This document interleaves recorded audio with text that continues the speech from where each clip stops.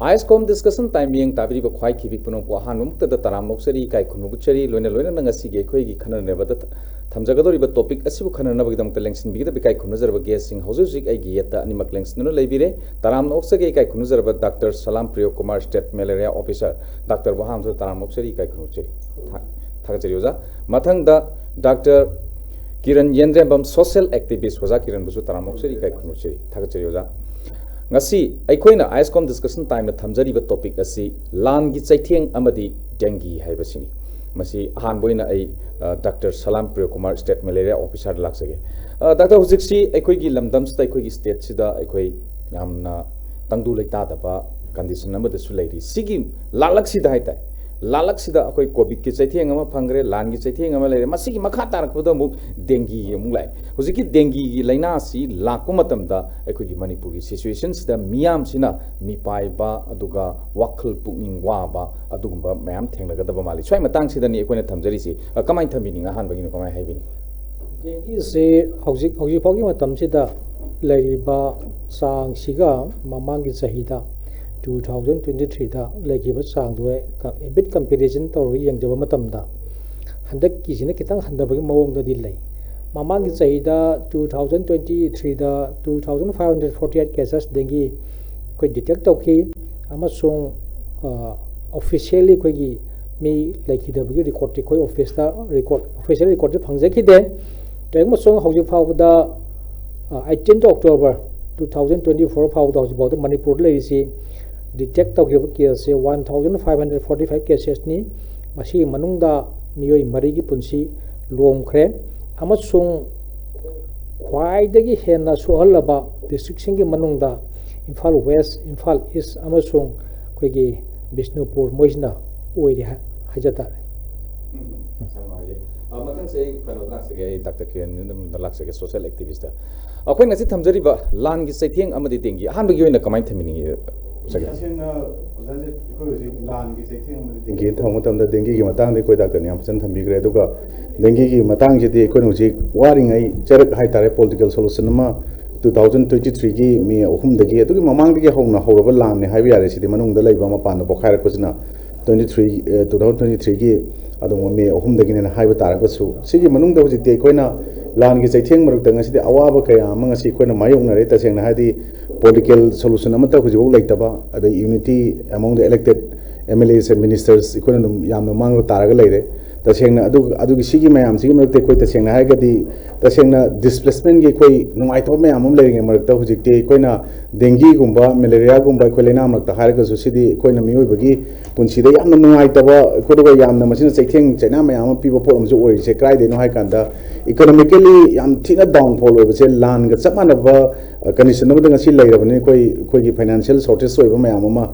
day to day life bread earner hai tareko sumaina no moi suru no ma chajaba mayam da chu sumba mayam se ina khun bagi katana live na tana sidadi mase michang changa haiba leitamni laina layong sumba sidadi leitamni na sumba mayam se hoji koi mayam ama thengnare almost imung amada mi manga tru web da manga tru plop na ba su dum yaw bagi hoji dum keno yawi aduga life fa haiga de ko hoji bo sigi posi na de koi da adu ta ga su tamangam do por am oi aduna koi sumba mayam se koina Cheitheng sing sidi China mayam sidi koi ram da Manipur sidi ngasidi aikoina makal makha kya gi China mayam adum thengna labni na Cheitheng gi Langi Cheitheng Amadi Dengue na khana matam da almost hujik se dengue sidi amarom da hidakna nadraga machu ikoina prevent tawna ba precautionary measures sing local akana dum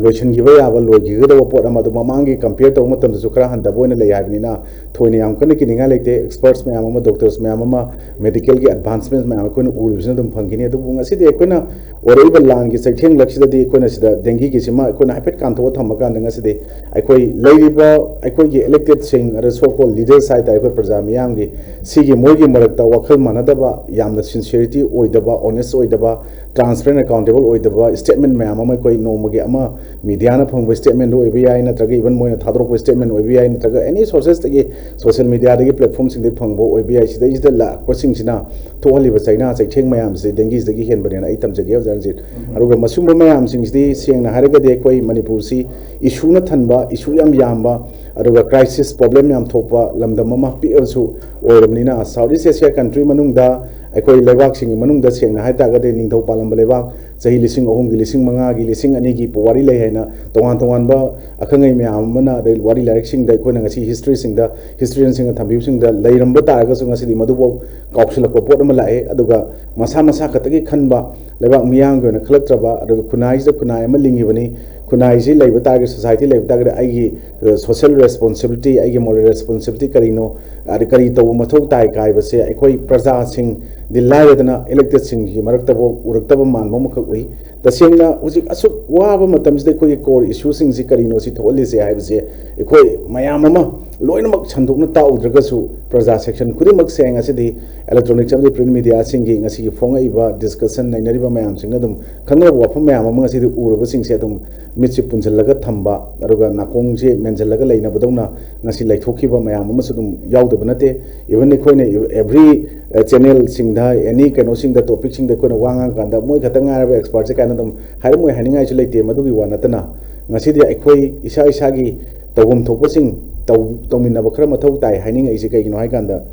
अखोइना खंगदब मयाम अमा हुजि खोइना dinghy की मरमदा ngangur क्याम खंगनी औबा मपानदा उबा नद्रगा माना नारक मतमदा वाबा कोइ patient सिंगना थेंगरिबा अदगी individual सिंगना थेंगरिबा Sumba मयाम जे खर नतना खर उबा centre मी मांगतर मनुंगदा करी कमाइना prevent तौनी कमाइना मसिगी possessing आथोकनी हाइजे Koyna कइसु हाइबु याबो वाफम मनुते अदुबु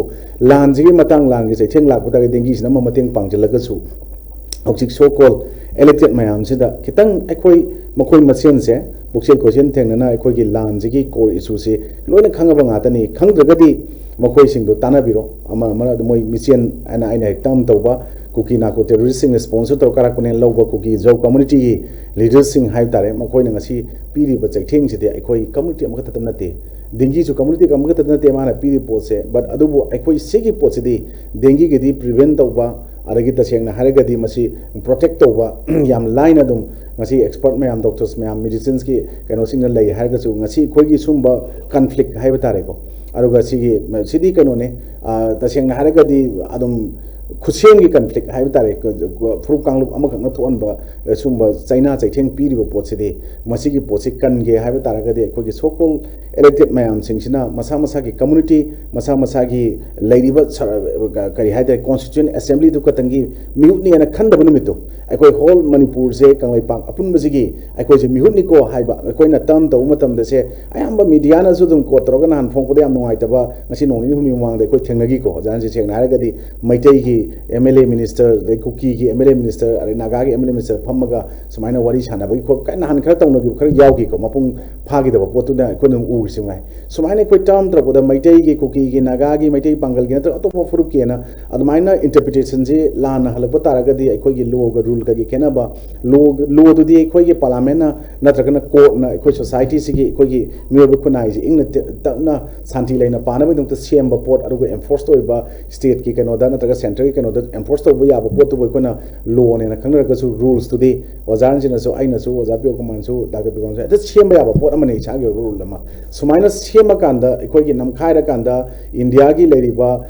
कनो की कॉन्स्टिट्यूशन हाइ तारे सिगी मनुंग द पीरिबा प्रोविजन अद सिगी मयाम सिंगजे लोइनमक रूल ऑफ लॉ चनहंदबा लो लेहंदबा लेबा अमु ओहेनबदा ngasi प्रूफ अम तवई पोत सिदे खोइ मोय अपुनबगी सक्तम साखन होनबगी पोतु ngasi उदे मखोइ मसेन अदुम पॉलिटिकल माइलेज कर लौननबा मसा मसागी चौकी मखों टेक्तना नत्रगा चौकी मखों मिगी दम मुल्ला फमनबय तौनो मान मखर उरकपसे सुम मयाम से तहन जनिंगदे अदुम सुम चैथेंग चाइना मयाम सिगी मनुंगदा ख्वाइदि प्रजा सिंग ngasi थमोइदा तासोनो थिनबदौना ngasi दि चैथेंग चाइना फंगी सिदे अखोइ डेंगी की चाइना सिगी मथकता हेन लुम्बा हेन नाबोदी तसेना मखोइ मसेना पुक्सेन खुजेन सेना मानारतबदगी प्रजा सिंगदा तारिबो लोशन मंगमदना था त्राते मफुंग फारबा ट्राइम पंचंगेल कदरोबा ngasi conflict ओइना मैतैगा कुकीगा ताहलबो लैबो पोचे मसी नेना अहम रॉंग स्माइट थमजेगे डॉक्टर सलाम प्रिय कुमार लाख के स्टेट मलेरिया ऑफिसर डॉक्टर हुजिकी डेंगी लाइना सी यामना लाइथोकना खनबा याब्रा डॉक्टर लाक्सनी एक्सपर्ट निना कोई लाइथोकना खनबा याब्रा मियाम सिनदी ngsaigi अनाबसी थेंगद्रिबा मीनदी मदुगी अवाबदुदी कया खंगदबा मानदे थेंगनरबा इमुंगनदी मदुगी अखोई लेतबा बो यावगिबनी सिगुम्बा मतमसिदा अखोई लानसिगा अखोई मरी लेनबगी मरमदी करिगिनो हाइबा मतमदा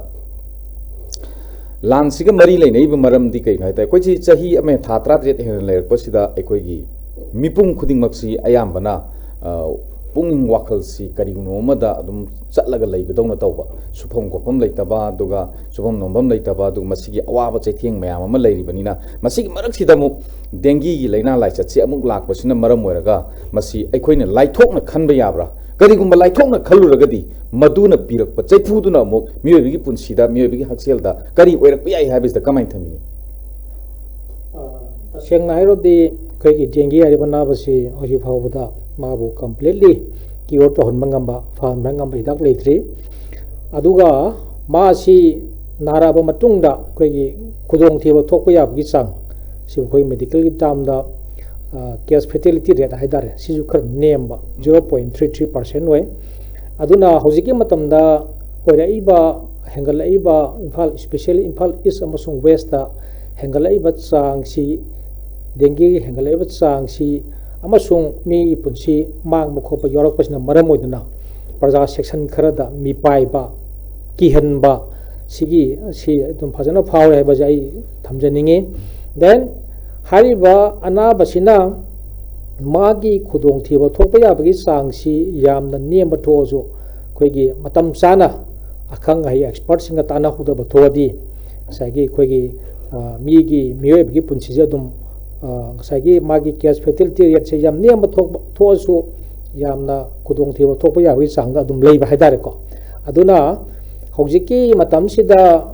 लेरिबा इरांगसिना मरम ओइदना हौजिकी इकोनॉमिक कंडीशन अमसुंग प्रजा सेक्शन खुदिंगमक्सिदा वारिबा चैथेंग मरक्सिदा अना ये अमोना याउसिलकपा हाइबा से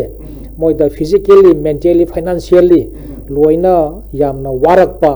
मरमदि हौजि हौजि ngasiगी NDTV ai nga link am ka phangje ngarang nan ni homni mamangda NDTV da logiba reporter magi matungina khoi gi rims ki respected medical superintendent na phongiba matungina haukiba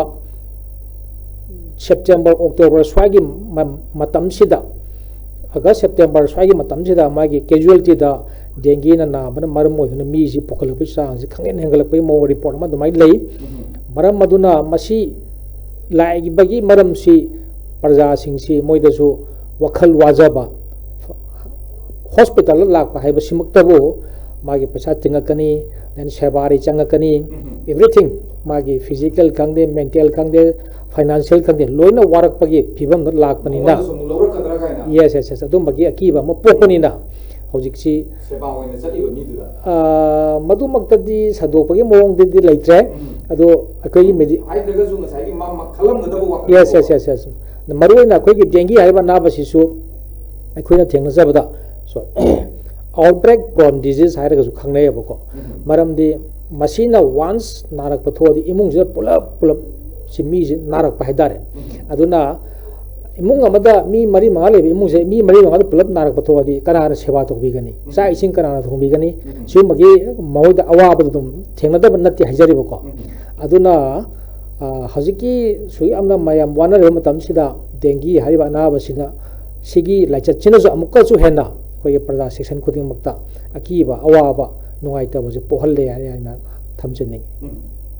मथंग से कनोदा लासगे डॉक्टर के Narendra मबला लासगे social activist Zakir नखगी हुजिकी doctor नसु थंबिरे मसी लाइथोकना खनबदी यादबा अनाबा अमनी मसी section बगी मथौ ताबा लई है अदो कनागुंबना अमुक एखोइगी मियोई Kharna हाइबा मतमदा मसिगी dinghy सिना नारप मतमदा मागी blood कापकदबगी timing अदुगा मागी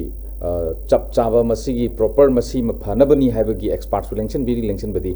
मसिगी medicine सी चप चाबा मागी कनोसी लेतबसिना मरम ओरगा हुजिकी ब्लड कापगी एरिया से स्वाई जगह सी लाक मतमदा हुजिक मणिपुर दा ब्लड डोनर सी यामना मरांग काइना लेतबसिना ngsaigi ब्लड सी लांगी अमुक सिजनगदबा दे कनो तौगदबा मयाम से खोजि रेडी तौरगा अदुम लेनबनिना माइ मागी मफम मफम दो अदुम लेनबनिना डोनेट तौननबगी मियोइदी यामना लिकना फंगबनिना मसिदा खुदुंग चाददना कनागुंबना याम वाना थिनबगी वाफम सु लेरी अदुगा मसि टेस्ट तंग तौबदा अखोई प्राइवेट येंजरगे प्राइवेट ना पेंजरे लोइजरे हाइबा अखोई मियामना मियोइबगी वखल लाइतार प्राइवेट चंग बाइसिदी अचौब सेंफम अम चंग कदोइने हाइबदी प्राइवेट हॉस्पिटल चंग बाइबसे अदुना अचौब सेंफम चंग दनबा मियोइबगी पुंसी सु मांग दनबा अदुगा अखोइगी ngसाइगी पुंगिंग वखल वारी Sissu ngakthongnab honaba matamda अखोइन ngasi थमजरिबा Langi चैथेंग अमदी देंगी कमाइना मु अनेक सुकोइन थम्बी तसेंग हारिगदि कोइना चप चाब मागी केनो लैते इ काबुगी मतंग ने जोजान से हारे जेको एकोना मेडिकल एक्सपर्ट नतन दु मरमदि याम कन्ना आगी साइते दि आई मदु थमजरिंग दे मरमदि सोब को पयोर सुनु आइते मेडिकल की केनो सिंग सिदि को अरगो तसेंग पीपल सिंग ददि एकोना तसेंग ना हौजिक से डेंगी से लौना दब लेना अमु ओइ हाइबा तारगसु कम्युनिकेबल डिजीज ओइदे नत्रगे एनी सुम लेना अमु लाइचत अमु ओइदे हारगसु मयाम दि पुवार पाकना बदुम ओइ जस्ट लाइक द मलेरिया ना अमतम दा केनो दा कोइ की कांग दगे केनो तौने हाइ तारगसु ngसाइगी पोचे दम लोइनमक इमुंग जेता अमु मरि मरि समना को दम मयाम दम खंगnei बचि पोत दम ओरजु एंगोनु चे अंगद्रा मंगोनु चिकपद नतना काना खनब पोचे अरे कोइना डेंगी ना कांदा मयाम सिंग सुम थेनबदा आई यांगांग प्लेयर सिंग हुजिक से पंजाब ता कोई मथंगी थागी तंखाई दगी हाइ तारे कोई सेकंड वीक तगी होगदबा कोई स्पोर्ट्स की फुटबॉल की अमख हाइ तारे मसिगी कोइना खरग प्रैक्टिस होग जम मतम जी लाख तब खर यावेबा कईगिनो हाकन मसि मोय डेंगी नाबगी प्रॉब्लम लैबसिना यामना कन्ना फिजिकली केनो अवाब तोहन बिगनो सी तौनो हाइबा पोट लैबदगी छानब ngमदब हाइबा तारे को सुम मैम जे कोइना स्पोर्ट्समैन की सिंगसिदा मोगी पुंसिदि यम कांदसु डेंगी सिना से अचौब लांजिगी मथक पीब चैथेंग मो जानजे दम ओहेले दना मखोइना सुम लीबदा मखोइना तंबदा मसा सोक्थबा यामना काहेना टेम्परेचर वांगबा चाबा थकपो नुंगाइतबा दगी मही गुंबदंग मनाइगुना खरा याम थउ काइना हाइबगी सुमाइना एडवाइस तवि काइना हाइबा दगी हिदाक चार्जु फ फजन तबन तवबगी पोट मैम सिना मैम जे त इवन लाइफ की रिस्क सोगी गदरा काइना लैबगी पोट अमखती डेंगी सिना दुम फिल तहनदब नतेबो जानजे ngasa हाइदु मथक सुमाइना दुम फावे हाबसे अखोइना नाद्रगसु अनाबा मसादो मोय अमनी कोई प्लेयर मरकता ngasi थेंगरकदे मोइना तंबा पाउदुम दुनि गदा जानजे ngasi तमजरिसदे अदना सिगी से Langi जैथें मसुम ma'am लाकदो ngasa Koyna Langi जैथें गुंबा अदुगा Koyna थोइबा present crisis सिगी सुम खनरगने लाकदे कोइना डेंगी दे नाथरगे ngasa थमजरिसे दुननेबा कोइदि तसेंग नारगदि अखोइना लांगी जैथें सिदे कोइना आफ्टर वार और ड्यूरिंग वार कई नोमागी कॉन्सिक्वेंसेस मैम मागी नुंगाइतब मदुगी मतुंग तारकदा मैम थेंगनरि जाय काने कोइना से फिजिकल कॉन्सिक्वेंसेस ते कोइना कई नो डेथ अदम लांदे दम सीबना आबदे दम यावरनी को जस्ट लाइक द डेंगी दे आवने इंजरी इलनेस डिसेबिलिटी सुम मैम लेरे दगी कोइना साइकोलॉजिकल कॉन्सिक्वेंसेस मागी थोको दमाइना डेंगी दे सुम थोंदब नते चमाने वार गो चमाना न डेंगी की वार मानबा वार type ngasi adum jar sandrop spread torko posina chei dei koi depression thokpa anxiety thokpa je khara wakal phada bangam daba adagi ngasai kare hai tare ka hena khanjin ba kangu dadi ngasai psychological consequences me ama tholam moi haningai leite adagi koina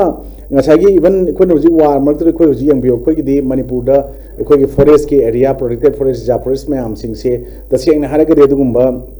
illegal immigrants narco terrorists singduna makoina encroach tawsalaga popi thajale la the forest kok thu e haiban destruction of ecosystem adum lay je koina si mathak dum thengnai koina unam matamda then koina economic consequences ma andang ngasai mamang ni ko doctor pamne economic depression ama dum praja singda si yawu na even dingi narco matam su just koina pusale yang matamda doctor chapangam dabagi yang thopangam dabagi test thokngam dabagi test obuda paisa mayam sangi adu ngasi de koi gi manipur su ado atopogi kano de khangre hana rims ta lupatara pe obid dike amka agas mai yeng ba si to ba mayam leram ba sing dum kakki bagi pot mayam ko mamang da madu ji lai ba ta ba khang de ko ni emitro lai ta me do sigo yadre si kaktal ma'am जो थेंगे doctor Singh पीब अखोगी मागी कनो high तारे feedback ma'am अखोने aware ओब लौसन ma'am dinghy की लाइना lime की पीरक ma'am अखोना तौरगसु प्रजा सिंह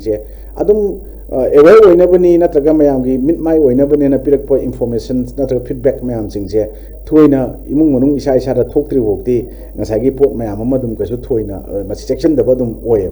इवन अदुगा सिगी पोट मैम मथक्सिदे कोइना इवन लानी मथदि कोइना पॉलिटिकल consequences मैम अमा थोलक बाइबे कोइ ngसाई ममांगी राउंड इन पंजगी बदनेबा चेंजिंग ऑफ लीडरशिप पामकपा अरगी पॉलिटिकल क्राइसिस थोलबनी ना ngसागी बैलेंस ऑफ पावर्स कोइ मदुगी थोलक पोट मैम अमा कोइना दुम ngasi दुम उरी को सुम पोट मैम सुम थेंग बदि ह्यूमैनिटेरियन क्राइसिस ngसागी पोसिगी मरकता इवन डेंगी ना बसिसु ना बने अदुगा लांगी थेंग मरकता ngसाई कोइ शॉर्टेज ऑफ फूड अदि ngसागी क्लीन वाटर कोइना सुम मालेंगवेना सुम येंग मतम लेबसिंग मणिपुर लोइनमक अदुम पालो हेनगाई ते ममांग दे कोइ सेकमाई तुरेल सोम कैकादा साइकिल लोमदा अजोमगी जगा खरदा कोइ थाउथी मैम अमा हाइदर एन तो इसिंग मोसलक बगी खोपी लानना मधुगी से बायोलॉजिकल वारफेयर हो भी आई अरे नोमी ने काम नरगा तौगी हो भी ना any port any form of war after लान की मरक्तदी अदुगी पोतु ओरकपा याबने सुम कोई क्लीन वाटर फंगतबगी अरे मेडिकल केयर थोइना लान मरक्तदी कोई चंगजलगी इवन रेड क्रॉस ना कोई तौगिब थौदांग म्याम मालिंग तोय म्याम उ मणिपुर की कोई रेड क्रॉस दी कोई मेदे मचा मना कोई कुकी ताबा जगह चुचांपुर दा कागोपीदा नत्रगा मोरिदा संगगा मेडिकल एड फासे पीबो कैसु यारोय मधुगी पोट सुम मैम थोड़ी क्राइसिस थोपी पोट मैम ले डिस्प्लेसमेंट की कोई उ लेरे मांग रौन है मसा की डिस्प्लेसमेंट लादे इंडिपेंडेंस मांगकनी इंडिपेंडेंस मांग ले इवन तुम चावम लेत्रब लेफम चावम मागी फजन सुम नोम लेतना ले इकोनॉमिक क्राइसिस ले मरक डिप्रेशन ले मरक सुम डेंगू की अनाब थोलोय हानिंगाई थोलक अनीदुगी पारकपदुदी मधुगी पोतुन अखोना खितंग डिप्रेशन एंजाइटी हेन वांग मी हेन साइकोलॉजिकली मागी कॉन्सिक्वेंसेस मैम फतब मैम जम थोलप याबसे कोई सूम थमजनिंगे सूब डेंगी की मथक लान की मनपुर की येंगे लॉन्ग लास्टिंग इफेक्ट है फ्यूचर जनरेशन कोई हानिंगाई लेते मोंग लेरी लोसनगम लेबसीको अखोना हेक हौरप हाजर लापदने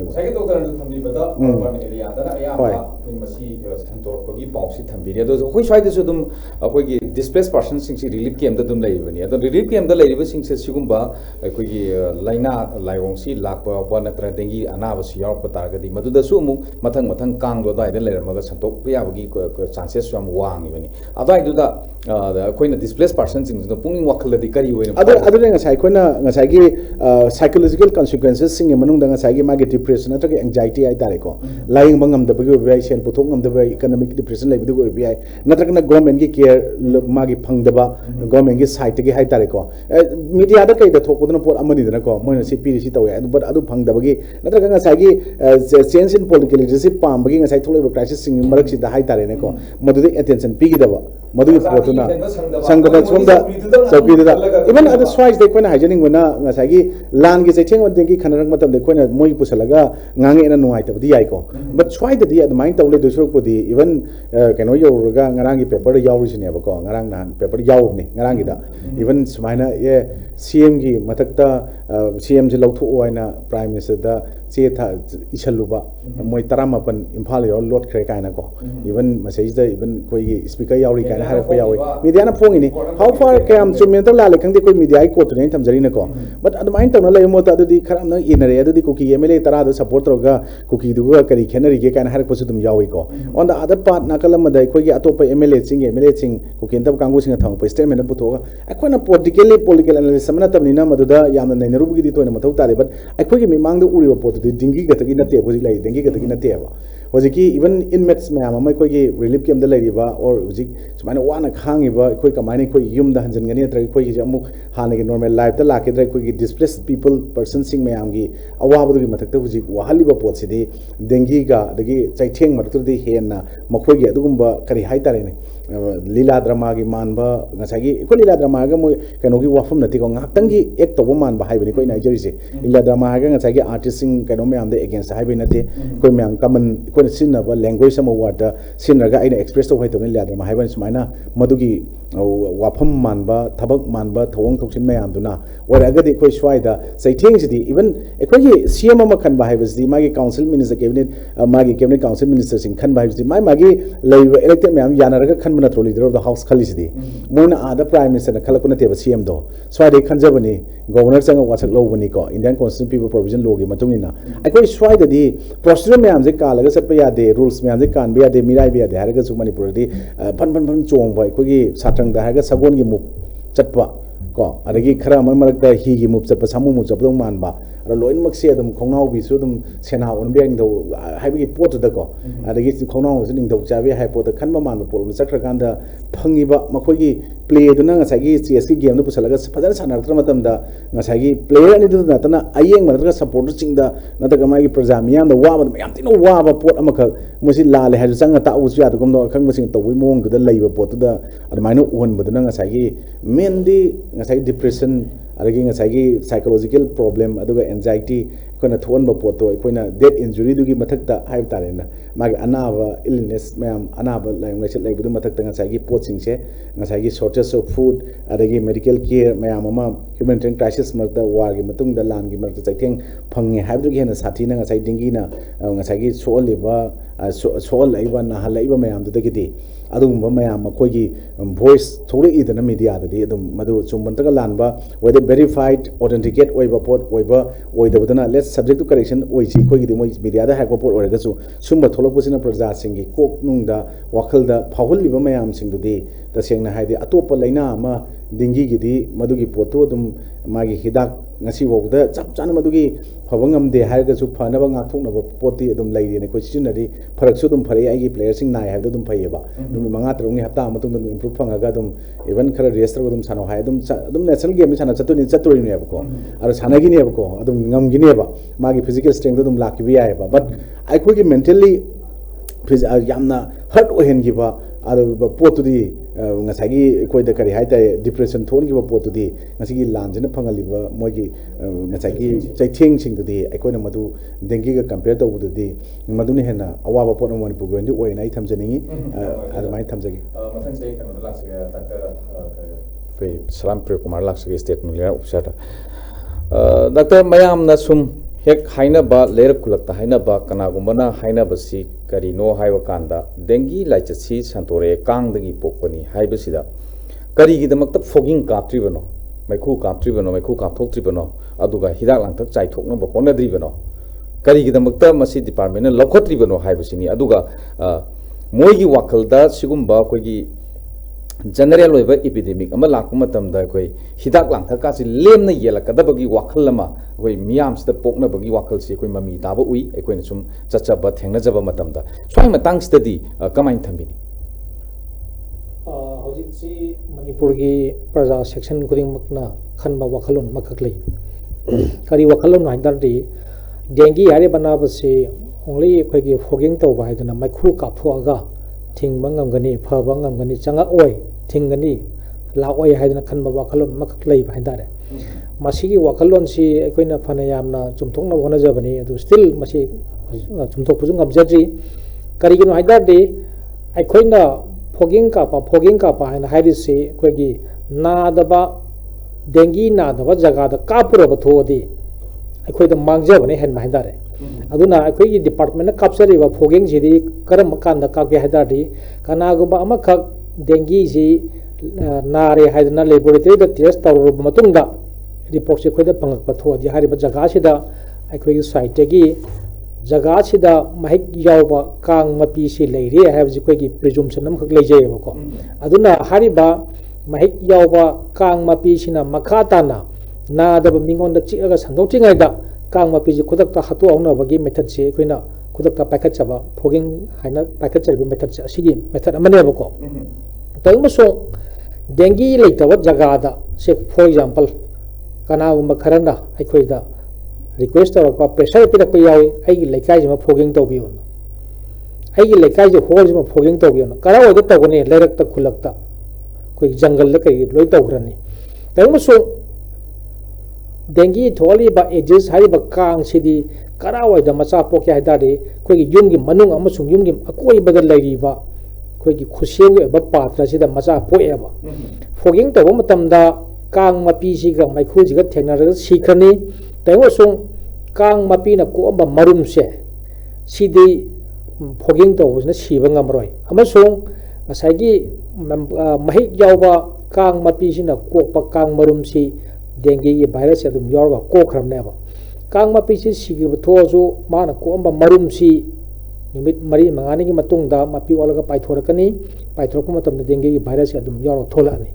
ꯑꯗꯨꯅ ꯃꯩꯈꯨ ꯀꯥꯞꯄꯁꯤꯅ ꯑꯣꯡꯂꯤ ꯀꯥꯡ ꯃꯄꯤ ꯍꯥꯠꯇꯣꯛꯀꯗꯣꯏꯅꯤ ꯇꯧꯕꯁꯨꯡ ꯃꯥꯅ ꯀꯣꯛꯑꯝꯕ ꯃꯔꯨꯝꯗꯗꯤ ꯃꯄꯤ ꯑꯣꯜꯂꯒ ꯄꯥꯏꯊꯣꯔꯒ ꯑꯃꯨꯛꯅ ꯆꯤꯛꯄꯗ ꯑꯁꯤꯒꯤ ꯁꯥꯏꯀꯜꯁꯦ ꯑꯗꯨꯝ ꯔꯣꯇꯦꯁꯟ ꯑꯗꯨꯝ ꯂꯩꯔꯅꯦꯕꯀꯣ ꯑꯗꯨꯅ ꯃꯩꯈꯨ ꯀꯥꯞꯄꯁꯤꯅ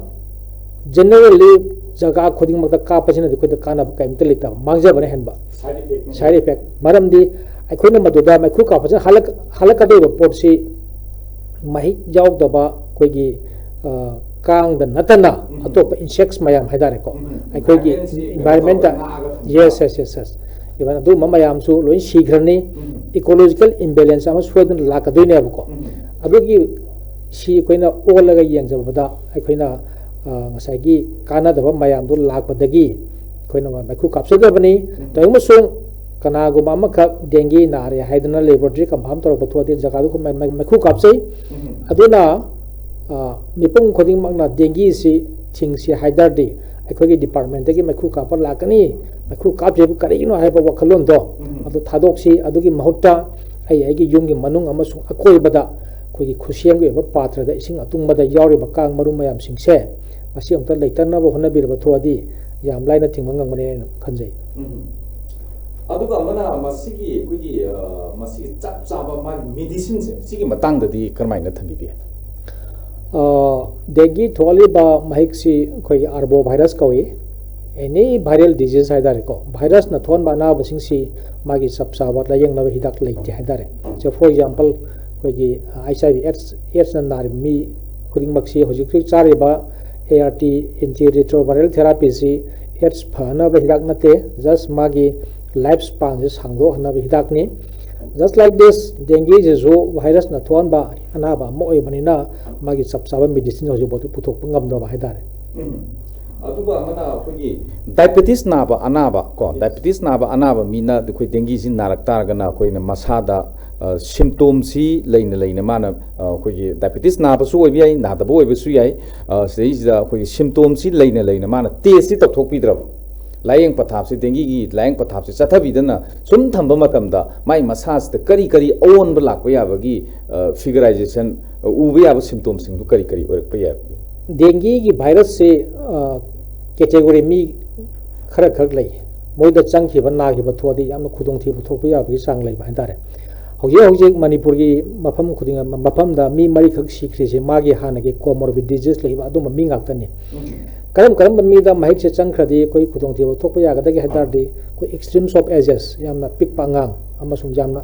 haloi ba mi sing da mahik se changki bu thodi khudong thi bu thok ya sida sunatana mirelingai da then nipigi thagi khongkap lai ngai da dengue gi mahik se changki ba thosu khudong thi ba dum thok ya sida sunatana diabetes leiba bp wangba hypertension then bp wangba liver gi disease leiba kidney gi disease leiba simba mayam sida su asagi koi kari haidar dengue mahik se changki ba thodi khudong thi ba thok ya amasung diabetes narak pa mi da dengue mahik se changkhaga kari tawbagi mangonda kari lakpa yabage kari tholakpa yabage habdudi madudi koina madugi research work to koi do lejadre haidare common wina masai magi symptoms e masi laihau to ba di kono to si lejagre da mana doctor se sumchat chattabida yum da sum nai salaga leiba matam da koi kana gum na haiba matam da mit ngangjalakani i tholakani adai matha pomba gum ba yarakani adai i warak pa yai haibagi kisum wafam adagi yengor kanda liver sa thokpa horom me haiba adagi koi kidney sokpa horom haiba sina chingba wafam singchu mayam na koi common wina tanagi bedo adu adai matang du da kamaina thabi bi yage diabetes naba mi sing se tasma ma oi bi ai oi da bi yes adu da koina khanna bada kale si dengue si kana gumagi amada sangkha matung sida orak pa yabagi pattern mari khak le ko pattern mari si viral disease oi banina asagi mi dugi immune system haidare immune system di jam kan leiba thodi adugi matungina maona sign symptoms si pattern mari khak orak pa yai then at the same time asagi diabetes naba mingonda changhi ba thodi moi si diabetes naba mi sing si moi gi organ khuding ma ayam loina moi damage to wi mong kar leba ko diabetes naba thodi mit solakani heart solakani kidney solakani then nerve solakani brain loi solakani ba aduna asagi dengue si changkha matungda magi immune system je sondharak pana maramoi dana asagi magonda khudong thiba thokpa ya bi sang siam wangak pa haidare aduna dengue mahik se changkha matung sida orak pa ya basi number 1 da khoigi kanaguma mahik se changkha matung sida nong ni kaktang khoigi naton mahai selamba then kok se chili tomge phagiba immune system kha wangba mingondana masi bo khoina asymptomatic or undifferentiated viral syndrome ha ga khangnai number 2 gi stage dana khoi classical dengue fever haidana sidadi asagi chap chaba magi dengue ne haibagi chingnaba yabagi pattern mayam laani kari kari no haidardi arum haurani kok chilani oningba phaurakpa yai othorakpa yai diarrhea tarakpa yai lu tang loi chi ani khwang nara ani sigloina na koi mit ki eyeball sida narakpa phaurakpa aduga magi hakchang isa maruina thawak nangal mai sida koi hingsabina chikpagi type tang ngangsang na tholakpa masigi stage lakpa thodi koina classical dengue fever na khanba yare bako then ahum sube stage da dengue hemorrhagic fever ko wa musul leye masidadi kasage khoige isage body cavities haidare maruina yari ya khong naton amasung khoige amang thong dagi i tholakpa mawong lakpa thodi madu bakhoina dengue hemorrhagic fever kawe aduga mari sube stage de amna serious oikhale magi dengue hemorrhagic fever si loira matung sida maji sok chakhi baida wandagi baidare bp record tawba yararoi mihun phangaroi masaji paibade inging laurani then kawbangang mat tarroi stage 1 and 2 city koina yumda sum leiraga koigi mongonda nara iba phaurai ba sign symptom dugi matung ina hidak tharga dum layang bayai stage 3 and 4 city khar chaw hospital da chalaga makata na i nunga kaptana mongonda awat pa mayam do kai kai warke di yang matungda madugi matungina hidak tak piraga layang da thodi kudong thiba thopa yai na hajaninge aduga diabetes narpa mi si sage magi multi organ loi solaka doini plus magi immune system solaka doini aduna matam chana layang hodoba thodi ngasagi stage 3 na 4 se masida laga kudong thiba yam laina thokane na hajaning matang si koyo ozakren matam sulo silakadore aduna ozakren dam talak sege ozak kogi ngasi akoina thamjariba Langi Cheitheng Amadi Dengue hena thamjariba topic si thamjaba ngasai guest animakna sudum takpire masigi yamna manung da yauriba machak ama koina thamjaba si yamna manung thitpa machak ama hai taragadi ama mayokna bada wari ngai sida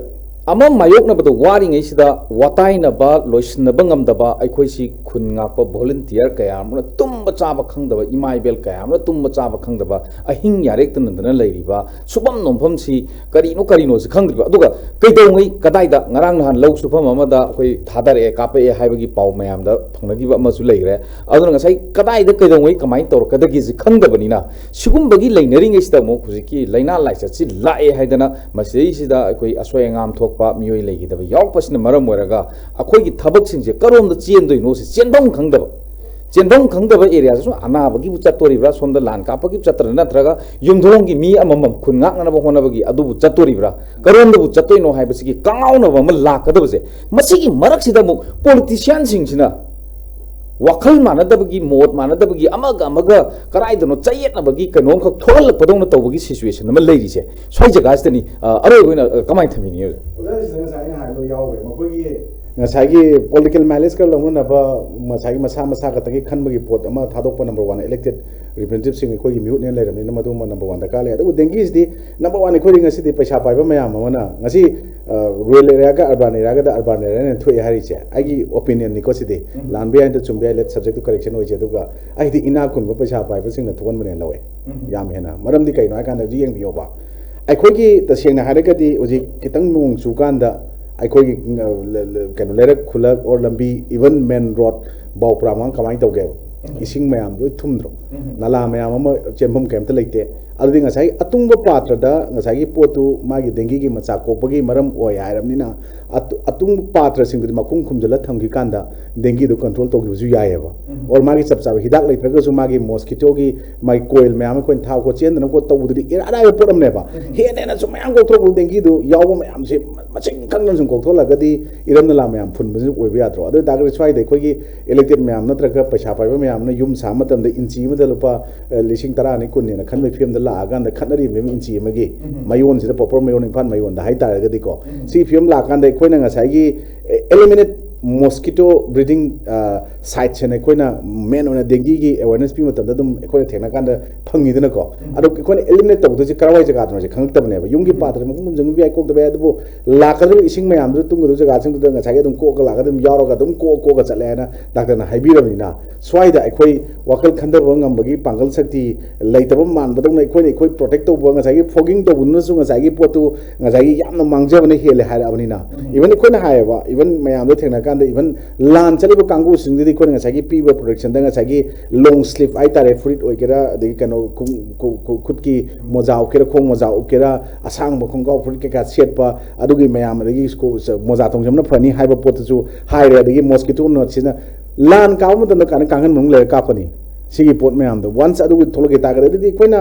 ma'am कोई air condition की room लेरगा सुमाइना tight होइबा थोंग थोंनाव लेबा yum माइबदी पैसा पाइबा इनाकुम खरददी मोय अदुम लेगिबि याय but मदुगी surrounding the लेबा पैसा पाइबदी माला pipe ma'am दुम मदुगी कैनोसिंग द कॉन्सिक्वेंसेस मैम थोलको मदुगी मोय दुम ताइनबा ngसागी पोट इकोइना ताइनबुम खंग दगना सिकोंग ताइनबा ता द कांग सिंग दुम मोय दुम लारबसिंग दुदा इनाकुम मानबसिंग दुम ताइना को ताबने तसेंग नागदी कोइना हाइनबम लेना कोई कोई स्वाइदा बिल्डिंग चाउन साबा वांग साबसिंग इमुंग चरा हेम खंगदे हाइबो दुमाइना लेदि लेरगसु सेंदोक लेरतबा मसाइ कॉन्सिक्वेंसेस मैम लांग जेतेंग जिना मागी तरम बिजनेस मैम सिदरपा खोटपा रेंग चाइ सेंखाइ थुंखाइ मैम लाखपगी पोट अवा मैम मायोक न कोइ मैम मागी कॉन्सिक्वेंसेस ति मैम दगी माइ चाइ थेंग्स ति मखन मखन ngasi gasi कोइ मणिपुर फंगी से को देन सुम मैम सिंग दे कोइना इवन कांग चित्र मदंग होना से हाइबा पोट सु मदु लोइन म कोइना मी खुदि मन मदु कसु एत लोइन म हाइजे वार्निंग am पोट नते इवन कोइ खंगदे ओजाजी खंगदे युम दंग आतंग पोथा मतमदा लेरम सोफा मद हेक ngak तुम्बा हिप्पा पोथाबा इवन फंबा इवन काउं तुमथोक याद्र कांग चिकुद देंगी यामदम कनो ओइताबनी इवन ngसाइ खोइना पात्र दगै खोइ ngसाइगी से चफु हाइरोने को चफु अदै खोइ जुरी ताबम दगै खोइ ngसाइगी इसिंगी पात्र दम दरम खंगदे इवन सिंटेक्स खंगदे लै मरतुद यावें खलोने मधुगी दम पोक्थो काना दम चिकलकपदा दम देंगी याव पोथो दम ओरमबसु याइ नको सिम मयाम मदुना खोइ ngसाइगी मयाम सिंगदुदी खोइना ngसाइगी खोइगी युमगी अकोइबदा लैबा मयाम सिंग लु नालनबा इवन कांग मचा कोक्तनबो होनबा हाइबदु खोइना मिपुम खुदिमक्तुना लोइनमक वाखन लेरगसु ngमदबा मयाम म तौनिंगसु मयाम फरक याइ but government needs to take up precautionary measures against all those odd things that is to be happen to in our futures ma'am da or poya badi even ikona lengak tek taina ba wana tana health department leriba health ke mari lena ba ministry sing leriba sing sigi sing de kona lem na nga sagi la kan da hidak phangani layeng birani fogging doctorni malaria gi department la aga kangan tin kanogi kang hidaki kangi kano changdana ba lupa hi kano do pibirani ha ba potu katangna khallaga lebidi yaro ai sa yo ba sabsaba responsibility amotang di being as a society lebida miyoba kunai mak mi amoina wakal khanba ngambagi pangal sakti je ai isa da ja na hawo mathau tai plus ekoina ngasi di elected na legraba kangu sing de koine hai tai na buje tai na bu wana tana kari hino hai kanda mokoi sing do mokoi ekoi manipur gi oina hai tar ma pana pusal mokoi humpu do they all are responsible any good or bad consequences ekoigi life to tholopo singidi makoina daita lawge haragadi makoina lawge na lawraba ponina madugi potra makoigi lawum thokpo thokdang singri am thamoi tingna aikoi ai domdagi natana ai imungi natana mari matagi natana natraga thika tawbagi adu tawbagi aigi chokri makong tek tanabagi mla pham kannabagi minister pham kannabagi potu wafam natana society sigi samaj sigi miyam sigi mihut oina leba apunba sigi oina mase ekoina loriba thokdang sigi manungda sigi dengue ji tholabane dengue ji kannabai mukta ekoi mari lenaba expert sing doctor mayamam leiri ko expert mayamam leiri concern magi ministry leiri sigi singa tanara kanda tohum to pot makoina feedback mayam sing se praja sing da aikoina sibok torni na koina sibok to mathau taina aikoina sibok tore aduga aikogi environment mayam ama aigi surroundings sing se neat and clean tamba targadi magi breeding site to eliminate to the mosquito sing macha coction na dengue tugi muthat na sibok to mathau tare koina sibok tor kan noina sibok to mathau taina haiba yathopogi porom yana ngasagi thosil sinduk na ba or any law sem na law maker oina makoi da leiriba mayam sing da makoi da pirabane powers and duties function makoi lo pithokraba sing da makoi na chu praja sing da hena chaitheng sing se koi gi lan gi sing mat dengi gi ji phangai pot se phangaloi gi haraga di makoi ji mathau tai ngasai koina koina lan gi mayam ma koi khana ro dengi matang da koi common people amoina koina uzo pot madubok lei ojar je aduga ai koi gi yariba makhai ising anan bo oigera ising aphabo ge phatta bo oigera koina ekoigi lei ekoigi patra sing da hapa pot gi ju container sing gi ju ekoigi sing thue harabani na koi yari makhai di kang du manung da paishan na bagi macha ama pidragadi phajana tight oina makhum khumjalaga ekoi sin ma tamna hangdokpa khumjalaga thamba pot oregadi madugumba aruba patra oregasu madragi arubi sing or yaw dagi taseng na koina kanbadi ekoigi elected singi natrasu khoi gi daita thongdang ne hai tare ai yum da laga patra makhum du di elected la khumjan bi habi yaroi dana ko masidi mayam amagi awareness ki manung da challaga sim daga oire hairaba potni na madu gi potum di khoina su isana madu daka tai madu gi potu step sing du paikhat pada na ai thamjani aduna ai khoi isana isada gi hauna hana semdoke isada gi hauna hana masi thabuk si tawrage haiba potu khandraga di ai khoina ngasai gi elected ngata su adagi just kaino ngata du tainer ga department ngata tainer budu su oiroi isana department pira iba awareness oiba yabagi wahi mayam ama sigi singse radio da kai da paper yawo isingse karino deeply study tawo mathau tai madu tawo matungda madu gi do practically koina field da koina isana madu gi poto hana paket minadra ta gadi koina loi laithok lesin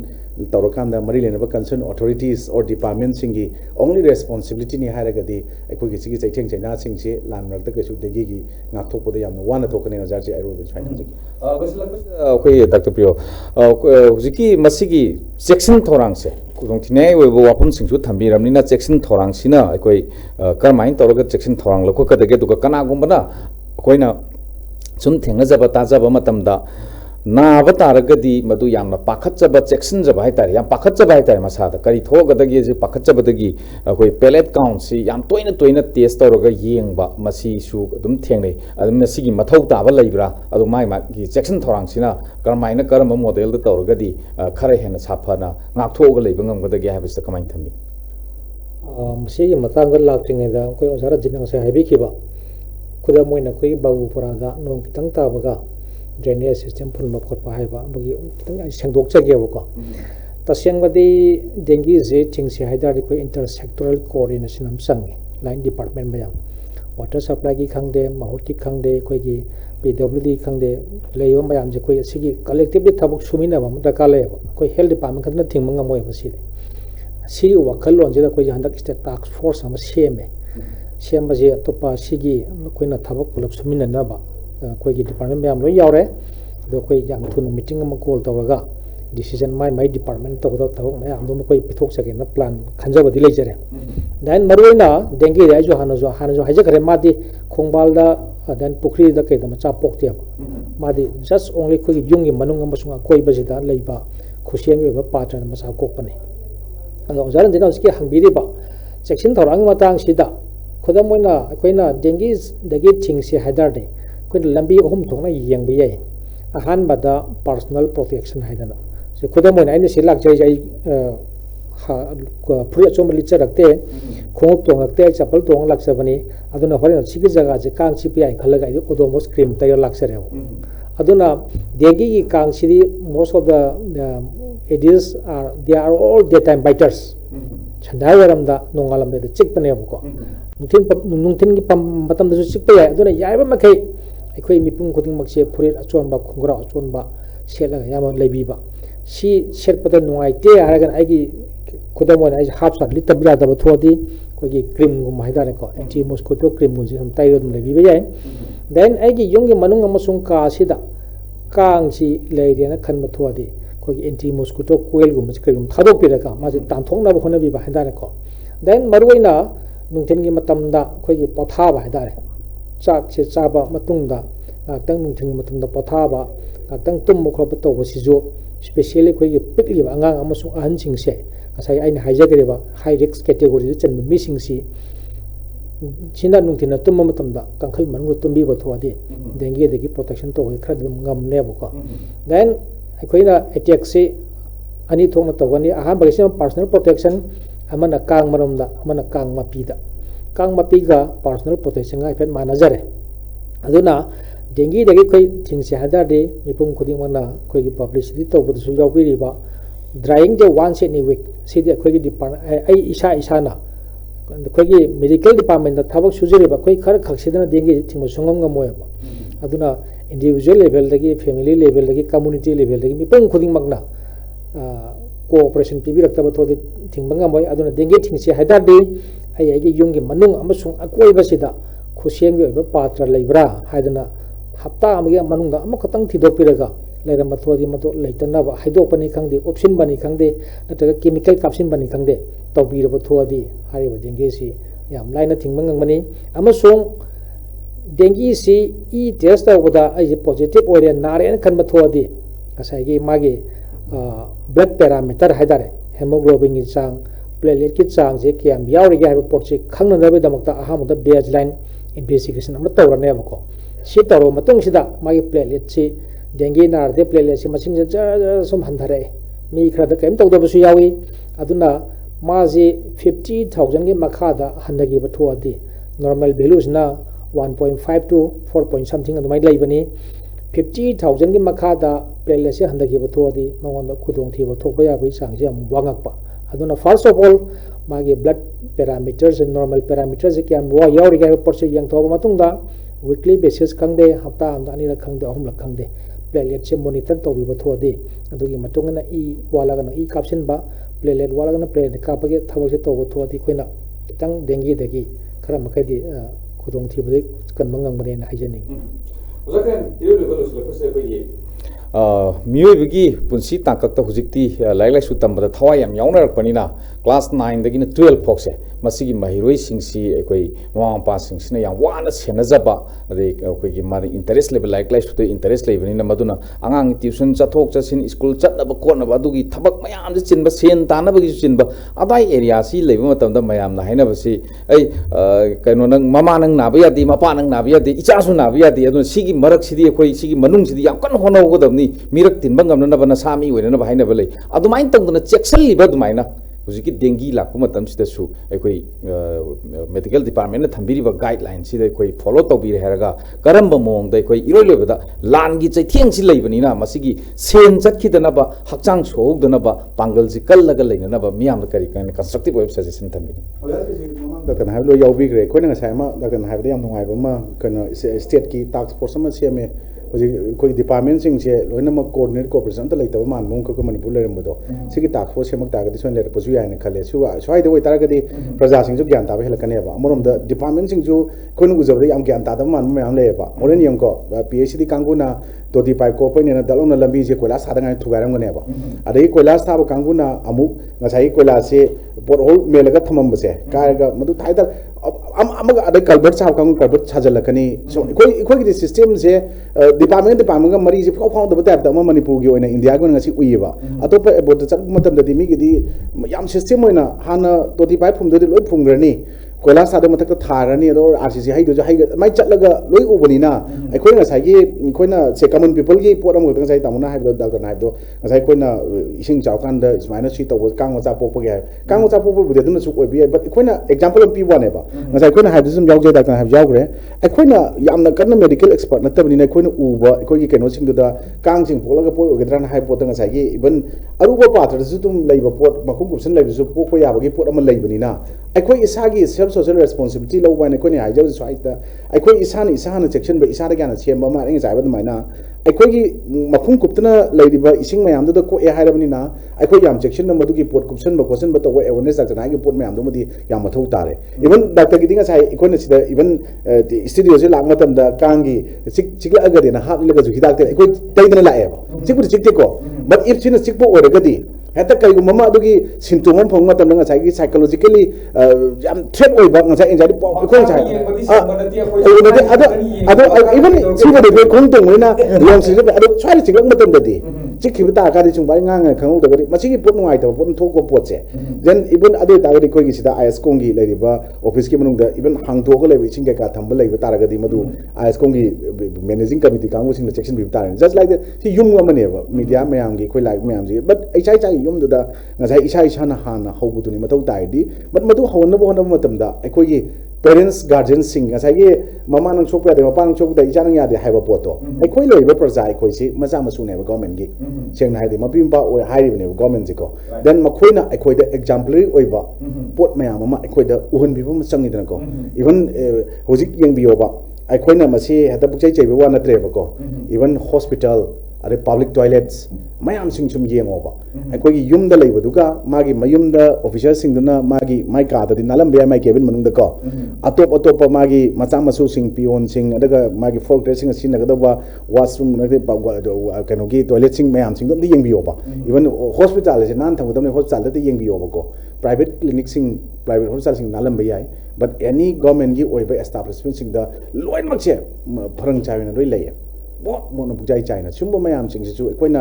dinghy गुंबा एनी लाइना लायों ओइदे मददि नालगदि खरा मखैदि risk तो हंदै हाइबसे दुम हौना सानिदन को डेंगी गिजु चपलाई आई सराउंडिंग आई कैनो मैम सिंग दुदि नीट एंड क्लीन थंब दका लै हाइबसे लोइ यावरबो पोट अमने बसिगे अवेयरनेस मैम से सिगे मैम सिंग से आई युमददि हौना युमददि इकोइ इन कुप याय दिन होब कुपम याय बट ओइजनु मनुंगी ओइबा लैरिबा अखोगी डे टू डे सिजनैबा एसेंशियल्स कैनो सिंग मैम आइटम कमोडिटीज मैम लोइ नानमक लोइनमक आइटम मैम दो थंब पोतु ओइरगदि आइना हयें गवर्नमेंट की सर्विस अम तवरसु गवर्नमेंट की प्लेटफॉर्म की आई रेस्पोंसिबल पर्सन अम ओइरगसु अदादसु नाना थमिंगबगी मफम चाना पोथफम चाना थमु कायना पोट मांगदे कायना थिबो मतम मांगहनदे अदगी नंगी करि हाइतारे थिनहनदे थबक तोरमदा हाइबद माइने खोगी मतंग मतम चाना मफम चाना थंबद माइने ngसाइगी इवन कोइ नौजिक स्टेट की टास्क फोर्स में नुआई सुमाइ सेमको सुमाइने इमुंगदसु आई इमुंगी पोचिंग से मा आई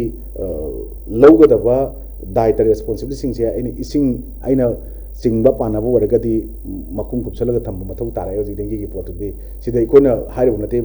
लारिक सिंग दा नते एक्सपर्ट सिंग हाइबो सिंग दा मदु ऑलमोस्ट मदु मकुम कुपसलगा थंबदु म यामना दका ओय सिना मतम दा कैनो अदि इकोन इकोन ngसाइगी मागी हिदाक कांग तांथोकनबगी मॉस्किटो कोइल खंगदि एनी काइंड ऑफ मदु कोइल मंग दत्रक तांथोकपा याबो पोट इकोना सिनरगा मदु तांथोकनबो होटनबो पोट दका ले मॉस्किटो नो दका लेरे अदि सुम मयाम दका लेरे हाइबो सिंग से मसिगी इवन सुम मयाम सिंग से हाना लोइन कोइना मेंटेन तंगबो होटनबदि मथौ ताई अदुगा मणिपुर ददि होजिक लैबो पोटसिदि इशू न थनबा मणिपुर ने इशू मतकदि इशू मदम नलगा लैबा इशू नं थैरा चलनगिबा अदम मखन मखन कोई उ पामी होरगा ब्रांच में अपुंबा हौगदौना इशू जिना पुंग हौरे मखागी रूट तु कयाम सांगना तारिबनो रूट तु तेलिब्रा तारिबा तुदो टेक्तोर खंगदब मंगदा लेबा पोट अम लैबनिना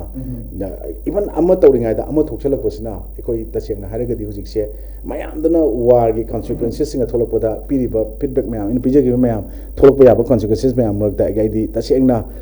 साइकोलॉजिकल कॉन्सिक्वेंसेस हाइ तारेको डिप्रेशन नत्रगा एंजाइटी अदगे फिजिकल कॉन्सिक्वेंसेस के मथकता स्माइन थोलकांदा सिसु याम अवाब मचाम ओइ अदुना ह्यूमैनिटेरियन क्राइसिस थोले हाबदुदगी हेना साथिबसे एकोइ तसेंगना डिप्रेशन एंजाइटी फिजिकल अदगा साइकोलॉजिकल कॉन्सिक्वेंस नत्रगा फिजिकल कॉन्सिक्वेंस ओइबनिना इवन सुम मयाम से दिगी नसु ओइलो हनिंगा लेते अदना कोइ पुन्ना सेक्शन मिनबदुदि हाना मथौ ताय अदुगा मरी लेनबो कंसर्न एक्सपर्ट नत्रगा अथॉरिटी ताइसन बदुनदि मदुगी